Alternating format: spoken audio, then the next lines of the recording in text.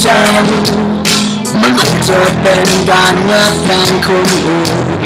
แต่สุดท้ายมันคือการได้อยู่กับคนห่าง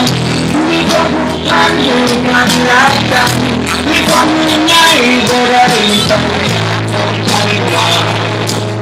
แบกมาจากให้คำหนึ่งเดินโดดนี้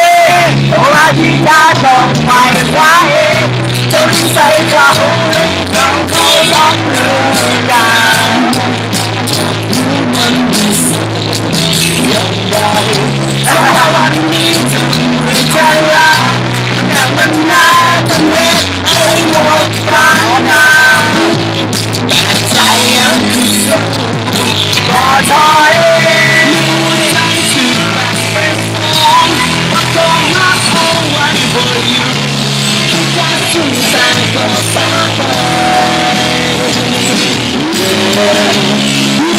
ไปจนหมดแต่แล้วน่ารักจากมือที่สอง